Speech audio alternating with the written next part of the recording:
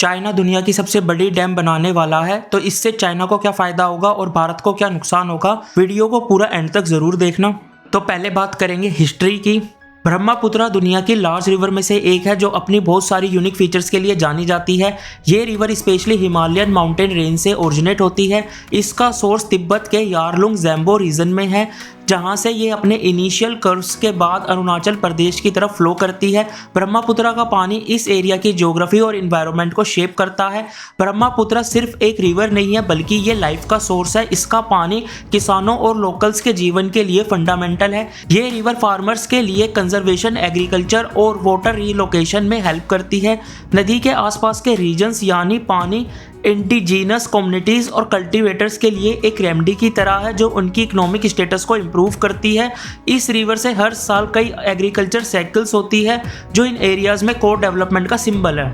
ब्रह्मपुत्रा की हिस्ट्री भी काफ़ी बड़ी है। इसका नैरेटिव कुछ ओल्डेस्ट लिटरेचर की कहानियों में मिलता है और ये एंशियंट सिविलाइजेशन की कहानियों से भरा हुआ है। कई पुरानी सोसाइटीज़ इसके किनारे बनी हुई है, जो इसके पानी और फेवरेबल जियोग्राफी का फ़ायदा उठाती है। इन सिविलाइजेशन ने अपने टाइम में इस रिवर को एक सिग्निफिकेंट साइट दिया है। ब्रह्मपुत्रा ने कई इंपॉर्टेंट कल्चरल और पॉलिटिकल इवेंट्स देखे हैं, जो सराउंडिंग रीजन्स को समझने में मदद करते हैं।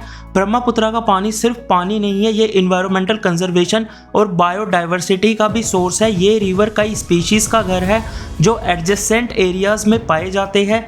यहाँ स्ट्रेचेबल ग्रासलैंड और वेटलैंड्स है, जो कई प्रकार के एनिमल्स के लिए जीने का स्पेस प्रोवाइड करते हैं। इस रिवर का सबसे इम्पोर्टेंट फीचर इसका कर्वेचर है। जब ब्रह्मपुत्रा अरुणाचल प्रदेश में एंटर करती है तो ये हाईली विंडिंग पाथ्स के थ्रू अपने सफ़र को जारी रखती है, जो एक ब्यूटीफुल साइड शो करता है। यहाँ पर ये माउंटेन्स के बीच में फ्लो करती है, जहाँ इसका पानी ओवरफ्लो हो जाता है और एक अट्रैक्टिव व्यू बन जाता है। ये कर्वेचर ना सिर्फ रिवर की ब्यूटी को एनहेंस करता है, बल्कि इसकी हेरिटेज को भी कंट्रीब्यूट करता है। तो जो चाइना दुनिया की सबसे बड़ी डैम बनाने जा रहा है वो है ब्रह्मपुत्रा डैम प्रोजेक्ट। 2024 में चाइना ने एक इम्पोर्टेंट अनाउंसमेंट की है, जिसने पूरी दुनिया में हलचल मचा दी है। ब्रह्मपुत्रा पर दुनिया का सबसे बड़ा डैम बनाने की प्लानिंग चल रही है। इस डैम की कॉस्ट लगभग $137 बिलियन है, यानी कि 1 ट्रिलियन युआन से ज़्यादा। ये अनाउंसमेंट सिर्फ एक डैम के निर्माण की बात नहीं है, बल्कि इस बड़े इंफ्रास्ट्रक्चर प्रोजेक्ट के पीछे की सोच और इससे होने वाले ग्लोबल इम्पैक्ट को दिखाती है। इस डैम का मेन पर्पज़ है 300 बिलियन किलोवाट तक बिजली जनरेट करना। ये बिजली लगभग 300 मिलियन लोगों की एनुअल जनरल नीड्स को पूरा करने में मदद करेगी। इससे सिर्फ चाइना की एनर्जी कैपेसिटी में सुधार आएगा, साथ में पूरे साउथ एशियन रीजन के लिए नए अपॉर्चुनिटीज़ भी क्रिएट हो सकते हैं। चाइना को उम्मीद है कि इस डैम से वो अपनी एनर्जी रिसोर्सेज को सस्टेनेबल और रिन्यूएबल तरीके से जनरेट कर पाएगा। ब्रह्मपुत्रा डैम का निर्माण उस प्लेस पर किया जाएगा जहां नदी अपने कर्व बनाती है। इस रिवर का रोटेशन वाला हिस्सा इंजीनियरिंग और हाइड्रोलिक्स के लिए बहुत इंपॉर्टेंट है, जिस वजह से डैम का इफेक्ट पूरे रीजन पर पड़ सकता है। इस प्लेस की ज्योग्राफी और इन्वायरमेंटल डेवलपमेंट इस डैम की एस्टेब्लिशमेंट में बहुत इंपॉर्टेंट है। इस डैम के साथ साथ चाइना सराउंडिंग इंफ्रास्ट्रक्चर पर भी फोकस कर रहा है। इसके अंडर नए रोड्स, ब्रिजेस और ट्रांसपोर्टेशन फैसिलिटीज़ का डेवलपमेंट किया जाएगा, जो एरिया में इकोनॉमिक ग्रोथ के लिए ज़रूरी होगा। इन डेवलपमेंट से चाइना के लोगों को नए जॉब अपॉर्चुनिटीज़ भी मिलेंगे और एरिया की इकोनॉमी को नई होप मिलेगी। चाइना का कहना है कि ये डैम सिर्फ एक इंफ्रास्ट्रक्चर प्रोजेक्ट नहीं है, बल्कि ये ग्रीन प्रोजेक्ट भी होगा। इस डैम का निर्माण ऐसे प्रोसेस में किया जा रहा है जो इन्वायरमेंट को सपोर्ट और प्रोटेक्ट करने में मदद करेगा। उनका कहना है कि ये डैम लो कार्बन एमिशंस का मॉडल बनेगा, जो क्लाइमेट चेंज की प्रॉब्लम्स को भी ध्यान में रखता है। इस डैम के जरिए चाइना को इकोनॉमिक फ़ायदा होने की होप है। डैम से जनरेट होने वाली बिजली और इंफ्रास्ट्रक्चर डेवलपमेंट से तिब्बत ऑटोनोमस रीजन को हर साल अराउंड 20 मिलियन युआन का फायदा होगा। ये इकोनॉमिक डेवलपमेंट भारत और बांग्लादेश जैसे देशों के लिए भी एक अच्छा साइन हो सकता है, जिससे वहां के लोगों के लिए नया रोजगार का मौका मिलेगा। क्या ये डैम फ्यूचर में इंडिया की पॉलिटिक्स और प्रोस्पेरिटी को अफेक्ट करेगा? ये किसी भी प्रॉब्लम के टाइम चाइना को पानी के फ्लो और बिहेवियर कंट्रोल करने की कैपेबिलिटीज देगा, जो इंडिया के लिए चिंता की बात है। इस चीज़ को ध्यान में रखते हुए इंडिया और बांग्लादेश ने इससे अफेक्टेड होने वाले प्रॉब्लम्स का सॉल्यूशन निकालने के लिए अपने अपने डैम और वाटर मैनेजमेंट प्रोजेक्ट्स पर काम शुरू कर दिया है। तो बात करेंगे डैम के मेन ऑब्जेक्टिव्स क्या है।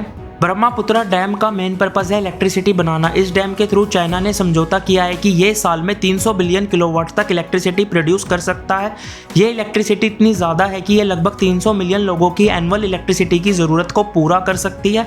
इसका एम है सिर्फ चाइना की एनर्जी ज़रूरत को पूरा करने के साथ इस डैम से होने वाली इलेक्ट्रिसिटी से पूरे रीजन की इकोनॉमी को बेटर बनाना। चाइना का ये प्रोजेक्ट उनकी एनर्जी पॉलिसी को नए लेवल पर ले जाने की कोशिश है, जिसमें उनका फोकस रिन्यूएबल एनर्जी सोर्सेज पर है।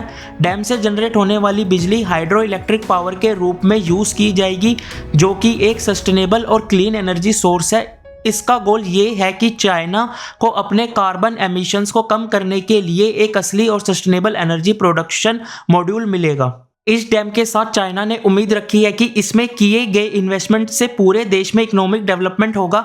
ये सिर्फ इलेक्ट्रिसिटी जनरेशन तक सीमित नहीं है, बल्कि इससे रिलेटेड इंफ्रास्ट्रक्चर का भी डेवलपमेंट होगा। इस प्रोजेक्ट के जरिए नए रोड्स, ब्रिजेस और लॉजिस्टिक फैसिलिटीज बनेगी, जो फ्यूचर में इकोनॉमिक ग्रोथ को आगे बढ़ाएंगे। चाइना में ब्रह्मपुत्र डैम का कंस्ट्रक्शन और इलेक्ट्रिसिटी जनरेशन के साथ नए एम्प्लॉयमेंट अपॉर्चुनिटी क्रिएट करने की भी उम्मीद है। चाइना में कंस्ट्रक्शन फेज से लेकर ऑपरेशनल फेज तक कई लोगों को रोजगार मिलने की संभावनाएं हैं, जो लोकल पॉपुलेशन को डायरेक्ट बेनिफिट देगी। इस तरह ये प्रोजेक्ट सिर्फ एनर्जी प्रोडक्शन नहीं, बल्कि चाइना की लोकल इकोनॉमी को भी मजबूत करेगा। ये डैम उन देशों के लिए भी एनर्जी सिक्योरिटी का रिप्रेजेंटेशन करेगा जो इस नदी के आसपास है। जैसे ही डैम ऑपरेशनल होगा, ये दूसरे देशों को भी लो कॉस्ट इलेक्ट्रिसिटी प्रोवाइड करने की संभावना बनाएगा। ये एनर्जी डिस्ट्रीब्यूशन में मदद करेगा, जो कि पूरे साउथ एशिया पर पॉजिटिव इम्पैक्ट डालेगा। इंडिया को इस डैम से कुछ चैलेंजेस का सामना करना पड़ सकता है, क्योंकि इस डैम से चाइना को वाटर फ्लो कंट्रोल का मौका मिलेगा। इस वजह से इंडिया ने भी अपने तरफ अपना डैम बनाने का फैसला लिया है। ये नया डैम भी इस एरिया में प्रॉब्लम्स का सॉल्यूशन देने की कोशिश करेगा। ये डैम सिर्फ इलेक्ट्रिसिटी प्रोडक्शन के लिए नहीं, बल्कि एनवायरनमेंट और सस्टेनेबल डेवलपमेंट के लिए भी एक मॉडल बनने की कोशिश कर रहा है। चाइनीज गवर्नमेंट का कहना है कि इस डैम से जनरेट होने वाली बिजली का इस्तेमाल लोकल इंडस्ट्रीज और ग्रीन टेक्नोलॉजीज को सपोर्ट करने में किया जाएगा। तो बात करते हैं इस डैम से इंडिया और बांग्लादेश पर क्या इम्पैक्ट होगा। जब से चाइना ने ब्रह्मपुत्र पर डैम बनाने का प्लान अनाउंस किया है, तब से इंडिया और बांग्लादेश के लोगों में चिंता की लहर दौड़ रही है। ये चिंता सिर्फ एक देश के लिए नहीं, बल्कि पूरे साउथ एशियन रीजन के लिए भी इम्पोर्टेंट है। इस डैम से पानी का फ्लो कंट्रोल करना चाइना के लिए आसान हो जाएगा, जो कि किसी भी प्रॉब्लम्स के टाइम इंडिया और बांग्लादेश के लिए रिस्क का सिंबल बन सकता है। सबसे बड़ा खतरा ये है कि चाइना किसी भी टाइम पानी का फ्लो बदल सकता है, जिससे बॉर्डर एरियाज पर पानी की सिचुएशन और ज़मीन पर असर पड़ सकता है।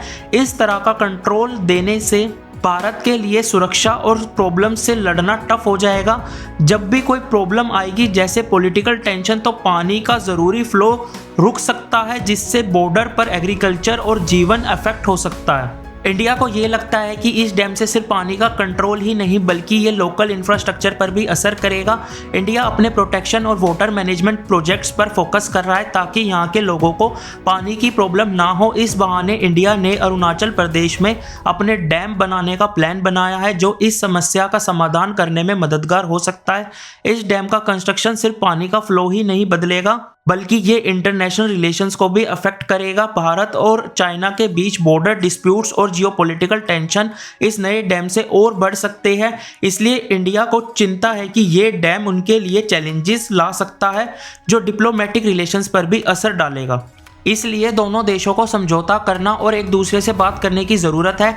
इसलिए 2006 में भारत और चाइना के बीच एक एक्सपर्ट लेवल मैकेनिज्म ELM बनाया गया, जिससे दोनों देश अपने बॉर्डर रिवर्स पर हाइड्रोलॉजिकल डाटा शेयर कर सकते हैं।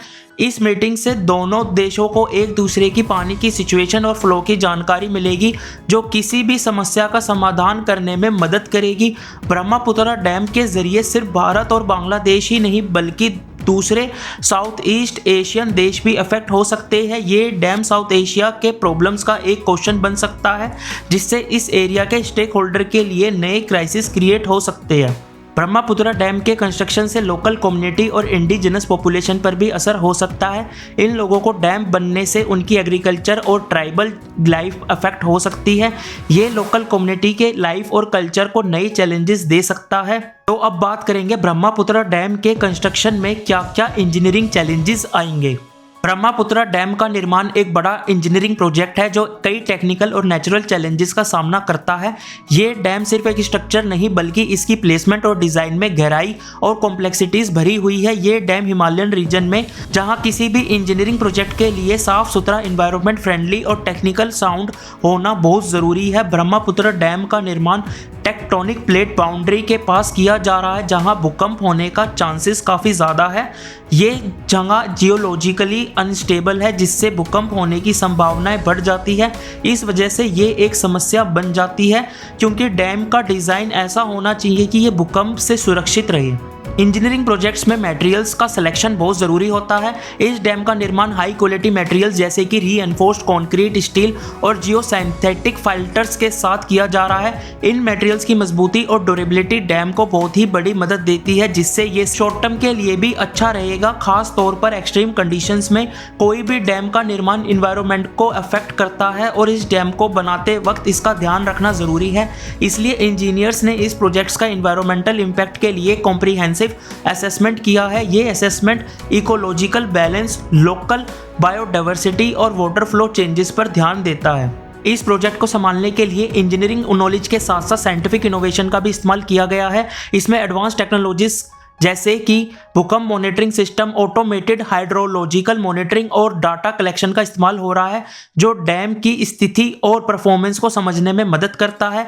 ये इनोवेशन अफेक्ट फैक्टर्स जैसे कि रेनफॉल, वाटर मैनेजमेंट और रेजर्वोयर लेवल्स को ट्रैक करता है। डैम का निर्माण सिर्फ इंजीनियरिंग चैलेंजेस तक सीमित नहीं है बल्कि लॉजिस्टिक्स का भी सामना करना पड़ता है।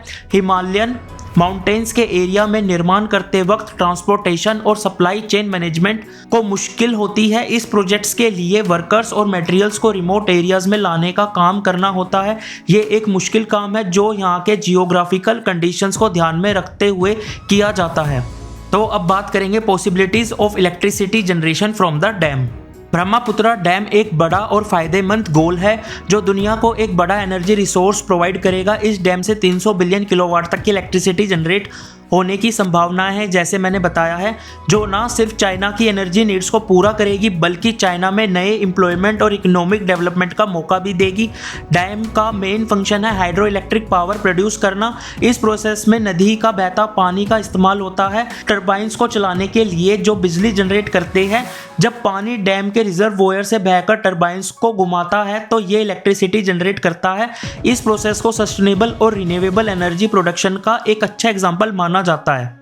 इस डैम के बनने से चाइना को अपने एनर्जी ग्रिड को स्टेबलाइज करने में मदद मिलेगी। इससे लोकल एरियाज को भी बिजली मिलने की पॉसिबिलिटीज बढ़ जाती है। बिजली का ये इफेक्ट आसपास के ग्रामीण और अर्बन एरियाज में इकोनॉमिक डेवलपमेंट में मदद करेगा जिससे लोकल इंडस्ट्रीज को नए मौके मिलेंगे।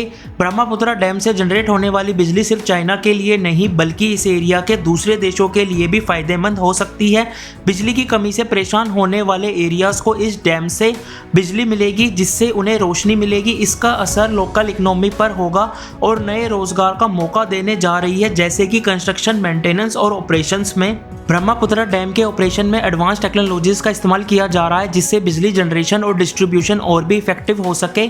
स्मार्ट ग्रिड्स और ऑटोमेटेड सिस्टम का इस्तेमाल किया जा रहा है जो प्रोडक्शन को मॉनिटर करते हैं और बिजली का डिस्ट्रीब्यूशन इफिशिएंटली करते हैं। ये एडवांसमेंट बिजली की रिलायबिलिटी और इफिशिएंसी को बढ़ाने में मदद करेगा। अगर वीडियो अच्छी लगी तो वीडियो को लाइक करो, शेयर करो एंड चैनल को सब्सक्राइब करो।